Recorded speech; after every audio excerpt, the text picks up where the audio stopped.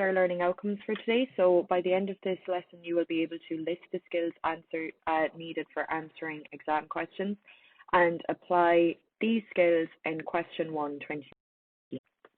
So just to recap on what we did for our Christmas exam, while we were looking back on our Christmas exam, we listed some of the skills needed for answering reading comprehensions. So we'll be doing something quite similar today, so we'll be kind of going over that. You'll be using similar skills in your approach to your exam papers and to past exam questions. So we're going to recap briefly on what these skills are. So first of all, we have how to answer reading comprehension questions. So you're going to need a highlighter for all of these skills, okay? The first step is to highlight the keywords of the question before you read the text that is given, and the text could be an actual extract from a book or else a poem. Using your highlighter, you're going to highlight examples from the text that may help your answer. You'll return to the question, you'll plan your answer, and in your answer, you'll briefly write 2 to 3 examples from the text that will include included in your answer. So writing your answer to your reading comprehension question, first of all, you're going to have to write a brief introduction. So you're going to agree, disagree, or repeat the question in the first line. You're going to signpost your areas for discussion. So for the purposes of this answer, I will discuss. You'll write 2 to 3 points or 1, depending on the marks for the question. We'll be going over this as well. Make your point, provide evidence, and explain. Include good vocabulary and expression for high marks. And then you're going to write a conclusion. So you're going to start off with in conclusion, in sum, to conclude, etc.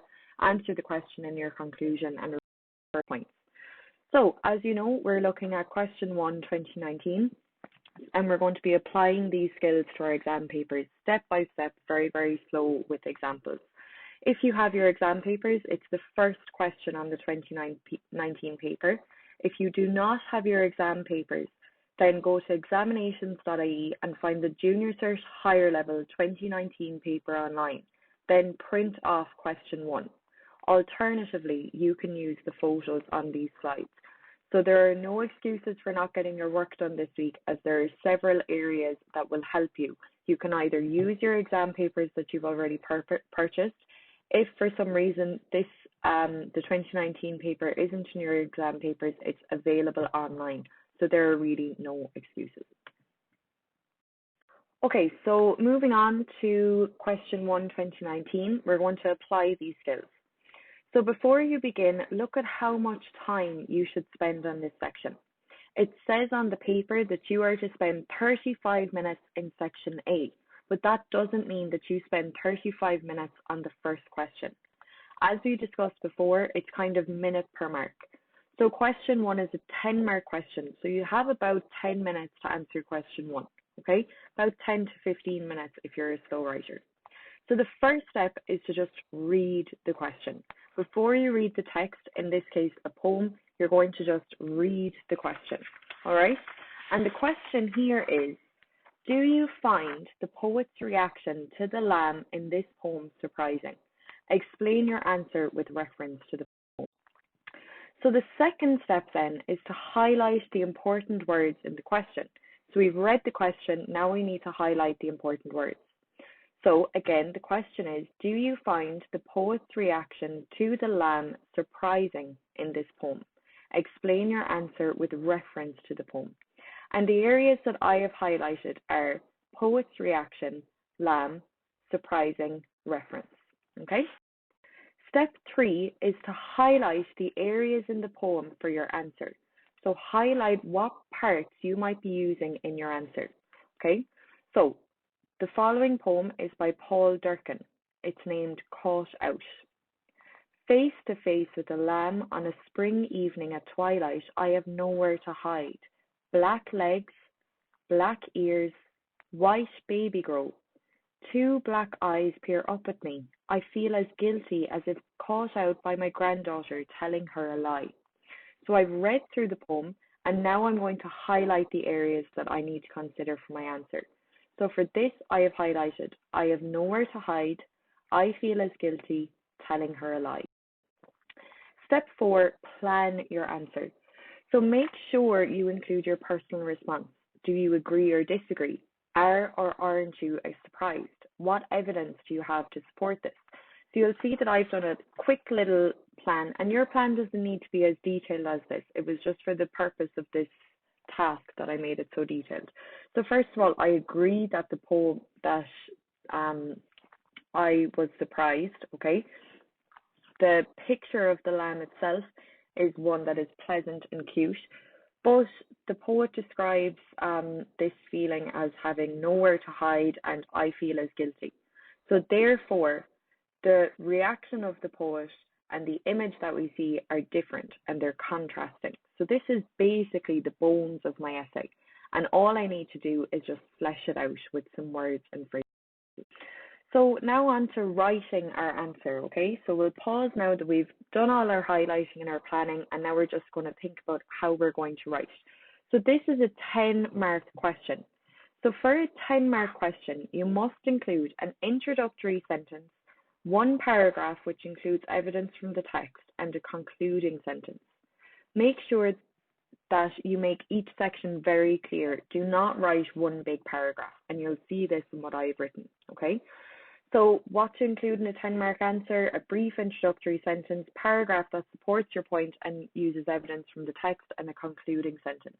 If it was a 15-mark question, we'd write 2 points. If it was 20, we'd write 3, okay? So just for a 10-mark question, it's a brief introductory sentence, paragraph, and a concluding sentence. So what do we mean by a brief introductory sentence, Ms. Cunningham? So for your introductory sentence, you may use the following phrases. From my reading of Caught Out by Paul Durcan, I believe, in my opinion, the poem Caught Out by Paul Durcan. This poem certainly left me surprised or not surprised, okay? So what did Ms. Cunningham write for this? So you'll see that I've filled in my introductory sentence, and I have said, from my reading of the poem Caught Out by Paul Durcan, I was certainly left surprised by the poet's reaction. In my opinion, the poet portrays the lamb as innocent and cute, while also using language that makes the poet seem guilty. The next thing we need to do is write a paragraph with evidence from the text. So now you need to write a paragraph which explains why you agree or disagree with the question, or why not you were left surprised or not surprised. Make sure that you structure the paragraph so the examiner knows this is separate to the introduction, this is not one big paragraph. This is your paragraph after your introduction which explains your answer. You have to use evidence from the text for full marks. So what did Ms. Cunningham write?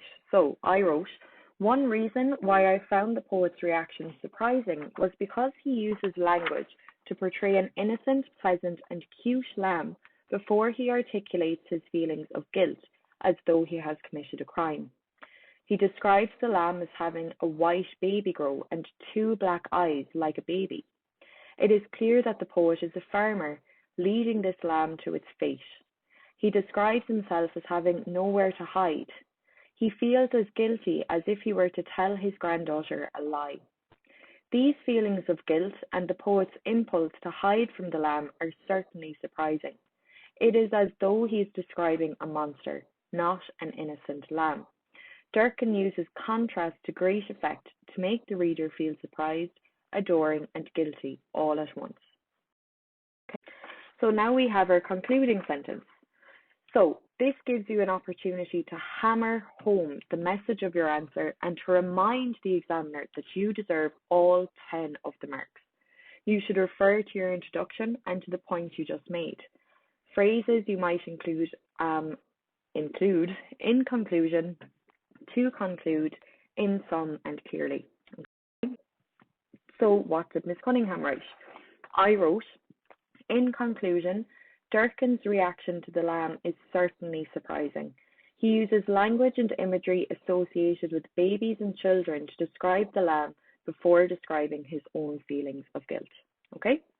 So now let's look back on all of the work we've done. So this is how it started, a blank page with just the poem on it and some questions, okay? And this is how it's going, which looks very impressive.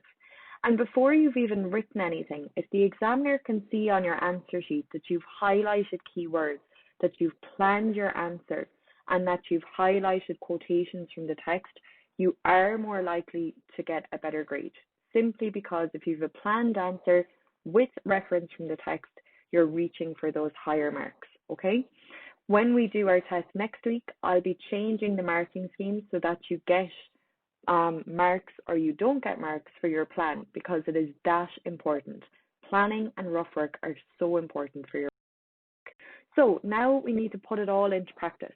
So having watched me do all the hard work, it is now time for you to apply these methods to the question.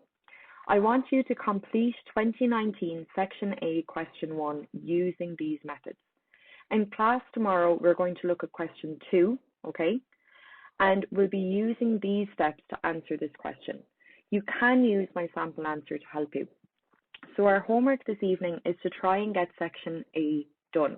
I want you to start it now in the 40 minutes where we usually would have class, and then try and finish it this evening, okay? Then tomorrow we're going to look at question 2, and we'll probably try and do question 2 during class. And on Thursday, you're going to have a test on this whole section. So on Section A and on question 1, Section A, and question 2, Section A, okay? What have I learned in this class? Today we learned how to time our questions in an exam, what we need to do before we answer a question. And this includes highlighting the keywords, reading the poem and highlighting the examples, and planning our answers. We also learned what we need to do for a 10-mark question, which is to include an introductory sentence, a paragraph, and a concluding sentence. And we've learned how to apply these skills in an exam question. If you have any questions, just let me know on Teams. I'll be posting this up, and we'll be doing our live class as well today. So hope you're all keeping safe, and chat to you soon.